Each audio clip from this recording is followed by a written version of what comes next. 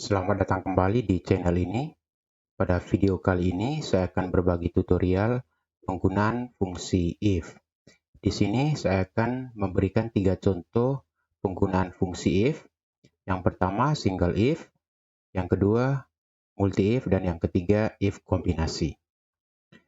Fungsi if biasa digunakan untuk menentukan keputusan berdasarkan syarat yang telah kita tentukan. Pada contoh yang pertama ini, saya akan menentukan nilai mahasiswa ini lulus atau tidak lulus berdasarkan syarat kriteria ketuntasan minimalnya adalah 70. Maka kita menggunakan fungsi if. Rumusnya sama dengan if, kemudian buka kurung, logical test-nya kita klik nilainya. Jika nilainya 70, kemudian kita tekan lebih dari sama dengan, kemudian KKM-nya tadi adalah 70, kemudian kita tekan koma, tinggal disesuaikan pada komputernya pakai koma atau pakai titik koma. Komputer saya ini menggunakan pemisah koma. Jika nilainya lebih dari sama dengan 70, kemudian buka kutip 2, lulus, keterangannya adalah lulus, tutup kutip 2, kemudian koma, selain itu tidak lulus ya. Buka kutip 2 lagi, kita ketikkan tidak lulus. Tutup kutip 2, tutup kurung. Jadi, jika nilai ini lebih dari atau sama dengan 70, maka dia lulus. Jika tidak, ya, maka tidak lulus. Kemudian kita tekan enter. Lalu kita kopikan ke bawah. Nah, yang mendapatkan nilai 70 ini dia lulus. Kenapa? Karena kriteria kita tadi adalah KKM-nya minimal 70. Nah, seandainya saya tidak menggunakan tanda sama dengan di sini, saya hapus, maka yang mendapatkan 70 ini dia dikategorikan tidak lulus ya. Oleh karena itu penting sekali di situ kita ketikkan sama dengan. Kenapa? Karena KKM-nya adalah minimal 70, artinya termasuk 70 ya. Sedangkan yang di bawah 70 tidak termasuk 70 itu dikategorikan tidak lulus. Nah, contoh yang kedua ini, saya akan membuat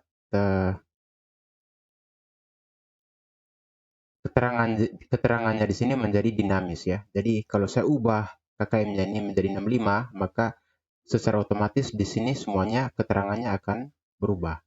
Maka saya menggunakan sama dengan if, buka kurung, kemudian saya klik yang ini. Jika ini lebih dari sama dengan KKM-nya ini KKM-nya 70, kemudian jangan lupa kita kunci ya dengan cara tekan F4 pada keyboard. Tujuannya adalah ketika kita kopikan ke bawahnya nanti, maka tidak terjadi error. Kemudian saya ketik koma, lalu buka kutip 2, lulus, tutup kutip 2, koma, kemudian buka kutip 2 lagi, tidak lulus. Lalu tutup kutip 2, tutup kurung ya. Lalu tekan enter. Nah, selanjutnya kita tinggal kopikan ke bawah. Nah, jika saya mengganti nilai KKM-nya, misalnya 65, maka secara otomatis di sini juga keterangannya akan berubah. Ya, jadi yang mendapatkan nilai 68 ini dia dikategorikan lulus dan seterusnya ke bawah. Jika saya ganti KKM-nya menjadi 75, maka di sini secara otomatis dia akan berubah.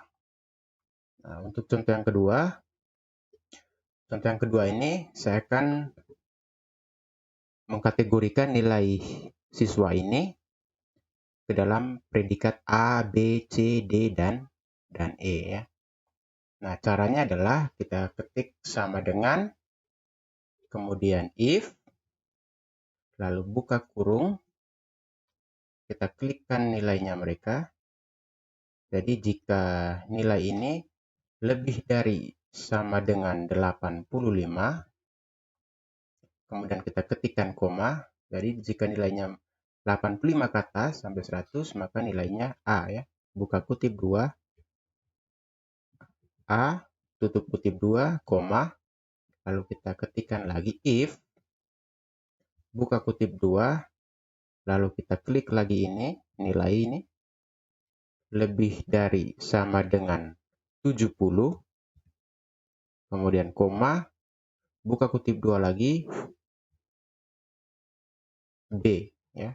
Lalu tutup kutip 2, koma lagi, if jika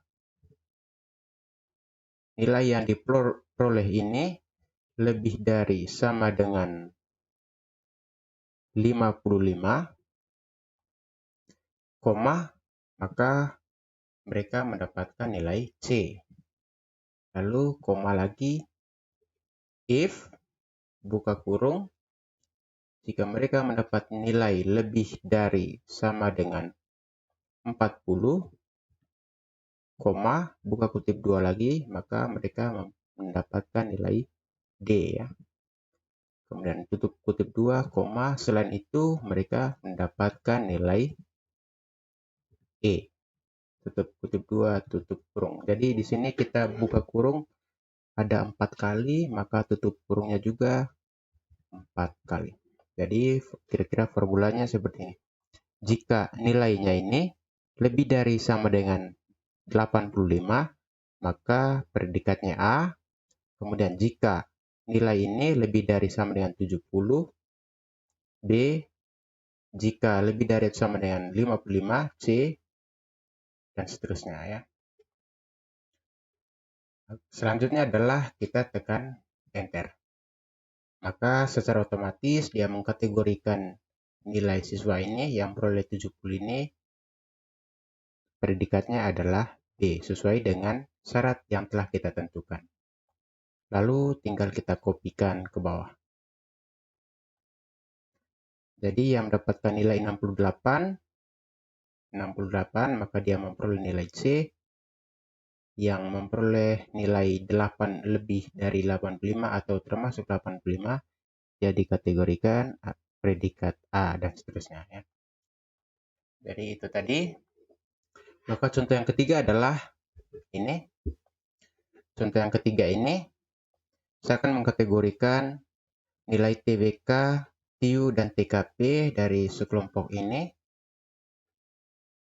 lulus dan tidak lulus ya. Jadi lulus, dikatakan lulus, syaratnya adalah jika TBK-nya di atas standar, kemudian TIU-nya juga di atas standar, dan TKP-nya juga di atas standar ya.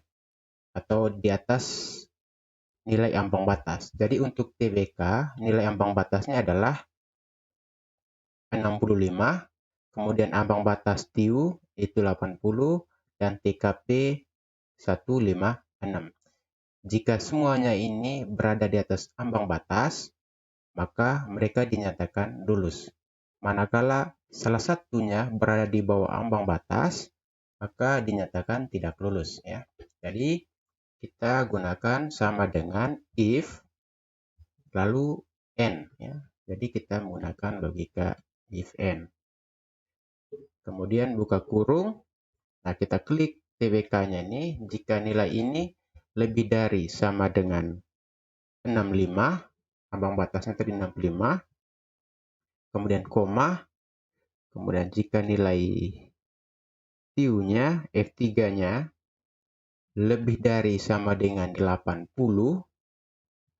lalu kita ketik koma, kemudian kita klik nilai TKP-nya ini lebih dari sama dengan 156, kemudian tutup kurung, lalu kita tekan koma.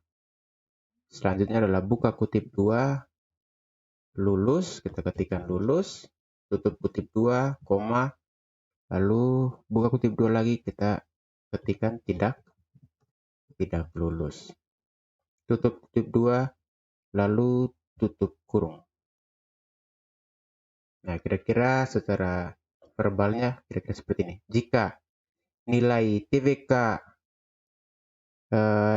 lebih dari atau sama dengan 65 dan nilai TIU lebih dari sama dengan 80 dan nilai TKP lebih dari sama dengan 156, maka dinyatakan lulus ya.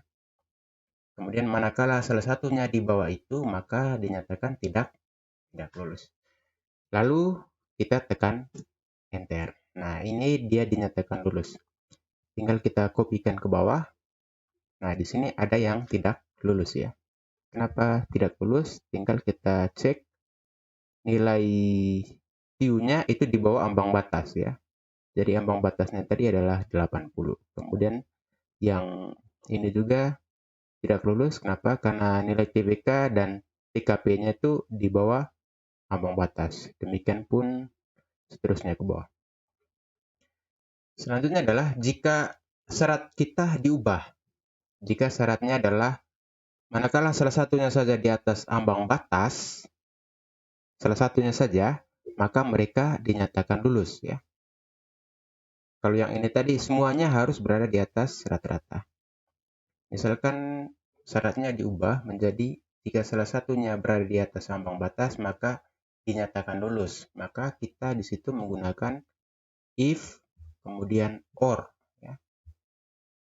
Or. Kemudian buka kurung, kemudian klik ini lebih dari sama dengan